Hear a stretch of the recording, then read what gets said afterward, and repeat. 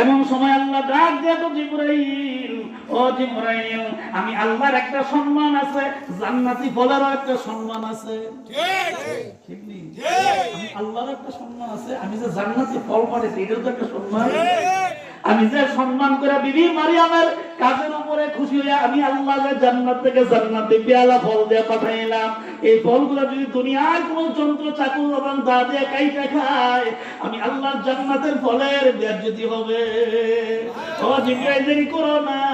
আমার পয়গম্বর এবং বিবি মারিয়াম দুইজন ঘরের ভিতরে খালু আর বাগনি থাকা অবস্থায় দেরি না করে জান্নাত থেকে ফলগুলি কাইটা খাওয়ার জন্য একটা ছুরি লইয়া যায়।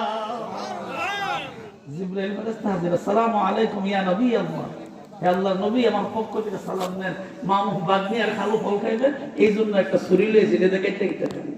সুবহানাল্লাহ, আরে জোরে সুবহানাল্লাহ। ফলগুলো খাওয়ার পরে পয়গম্বর চলিয়া যায়, খালু চলিয়া যায়, কোন সময় খালু ডাকে, কোন সময় ফুফা ডাকে।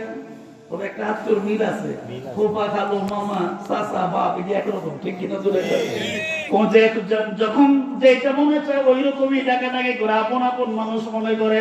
এখন সময় পয়গম্বর চলিয়া যায়, আর ডাক দেয়, বলে বাগনি রে, মনে কিছু নিও না রে বাগনি, মাঝে মধ্যে আল্লাহ ফল বানাইবো, আবার মাঝে মধ্যে কিন্তু পরীক্ষাও করবো।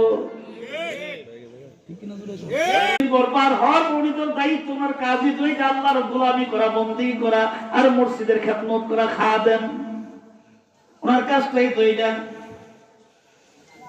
কিছুদিন পর যাওয়ার পরে আবার যখন দিনের বেলায় গোসলখানার জন্য গোসলখানায় গোসল করতে গেছে, দরজা বন্ধ করে তালা দিয়ে গোসল করতে যায়। গোসল করার পরে আগেকার মহিলারা, নবী আমাদের মা বোনেরা, যারা মা চাচি খালারা আছেন, যারা আগের মহিলা, এখন না হাউসের ভিতরে গোসল করে দেখেই না কেডা আছে না নাই।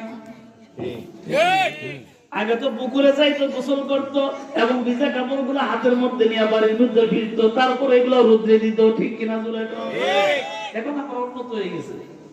আমি এদিকে আসার সময় আমার মরিচ বলছে যে এই এলাকাটা, এই গ্রামের এই পাঁচটা আগের থেকে ধনী ছিল, এই পাঁচটা আগের চেয়ে একটু গরিব ছিল, কিন্তু আমার আল্লাহ হঠাৎ করে তাদেরকে অনেক সম্পদ দান করছে।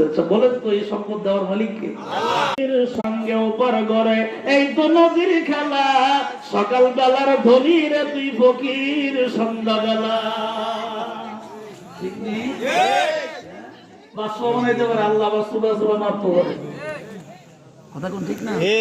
রাজ সিংহাসনে বসেছে, মানে বাদশাহিত্ব করছে, আল্লাহ লীল দরিয়া পার না সুবহানে সুবহা জীবনের লেগে শেষ করে দিছে। গোসল করে আসার পরে আবার তাকে দেখলো ঘরের দরজা তো বন্ধ, উনি দরজার সামনে ওনার রুমের